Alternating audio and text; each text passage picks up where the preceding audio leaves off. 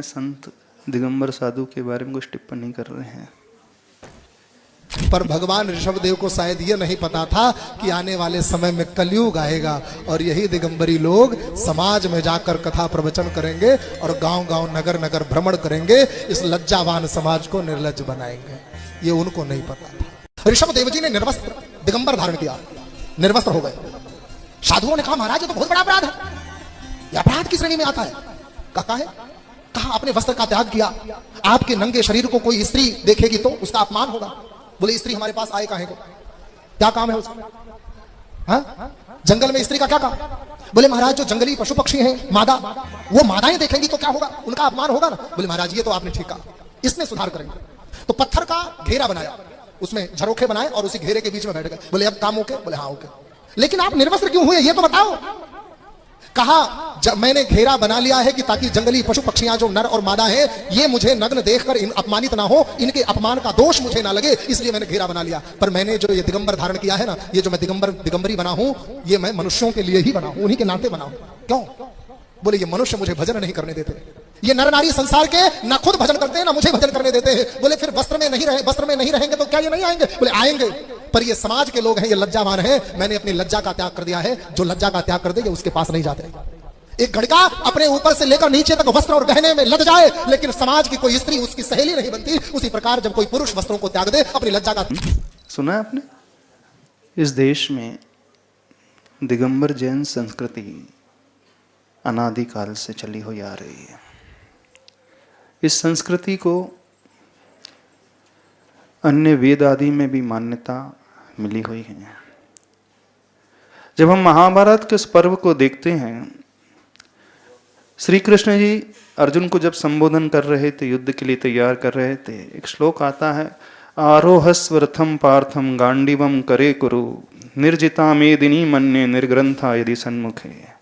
हे अर्जुन, रथ पर सवार होकर गांडीव धारण करो, सम्मुख निर्ग्रंथ मुनिराज आ रहे हैं, विजय निश्चित है। जो लोग ये तर्क करते हैं कि जो दिगंबर जैन साधु है उन्हें सिर्फ जंगलों में ही रहना चाहिए, उन्हें ये समझना चाहिए कि हिंदू धर्म में भी, वेद आदि में भी इसका वर्णन कितने प्राचीन काल से मिलना आ रहा है। उस समय जब श्री कृष्ण जी ने अर्जुन से कहा था, तो ये नहीं कहा था कि वे साधु जंगल में ही थे, वो विहार करते हुए उनके सम्मुख नगर के सामने आ रहे थे।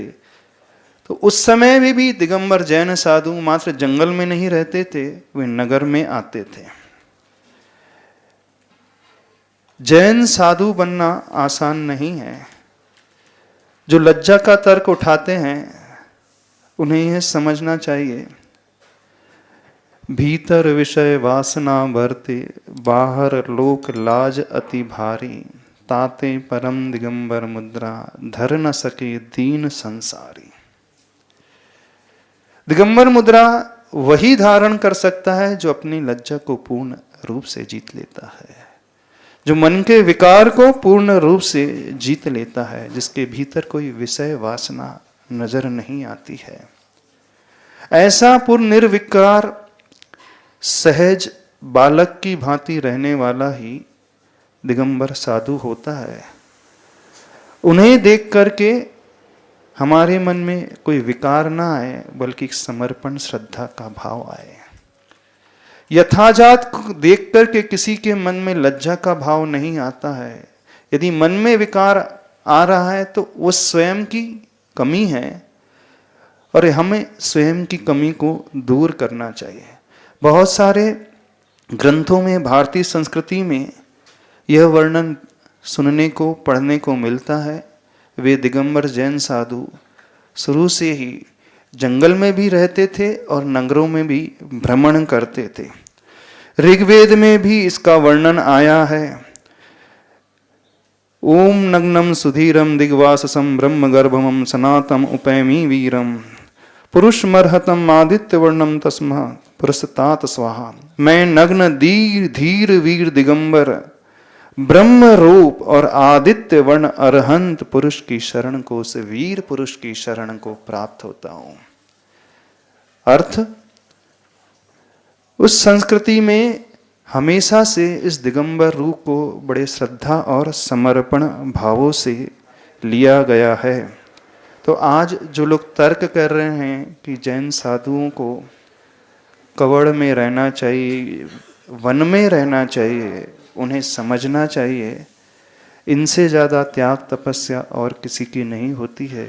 यदि हमें ऐसा रूप नजर आ जाए तो एक अंदर आस्था का भाव लाकर, समर्पण का भाव लाकर, निसंकोच होकर के अपने आप को नतमस्तक बनाएं, न कि किसी प्रकार का दुर्भाव अपने मन में लाना सीखें। नारद पुराण में एक बात आती है, एक श्लोक आता है, दशभीर्भे भोजितेर विप्रेय यत्फलम जायते कृते मुनेर अर्हत सुभक्तस्य तत्फलम जायते कलौ। अर्थात सतयुग में 10 ब्राह्मणों को भोजन देने से जो फल होता है उतना ही फल कलयुग में अरहंत भक्त मुनि को भोजन देने से होता है। तो मुनि को भोजन जो है जंगल में जाकर के नहीं दिया जाता था, मुनि को भोजन जो है अपने ही द्वार पर आने पर द्वारा प्रेक्षण करके जब वे गृह में व्यक्ति उन्हें आमंत्रित करता था, भक्ति करता था, वहीं पर वो भोजन देता था। उस समय ये सारी बातें अन्य हिंदू पुराणों में लिखी हैं। तो इस बात को सभी लोग अच्छे से समझें। ऐसा नहीं है कि दिगंबर जैन साधु मात्र जंगल में ही रहते थे, वे जंगल में भी साधना करते थे और नगरों में भी भ्रमण करते थे और बड़े श्रद्धा भाव से, शक्ति से संपन्न होकर त्याग और तपस्या की जो मूर्ति होती थे, जो भी उन्हें देखता था श्रद्धा से अवश्य नतमस्तक होता था। तो अपने आप को इस श्रद्धा के भाव से भरना सीखें, इतना ही कहना चाहते हैं।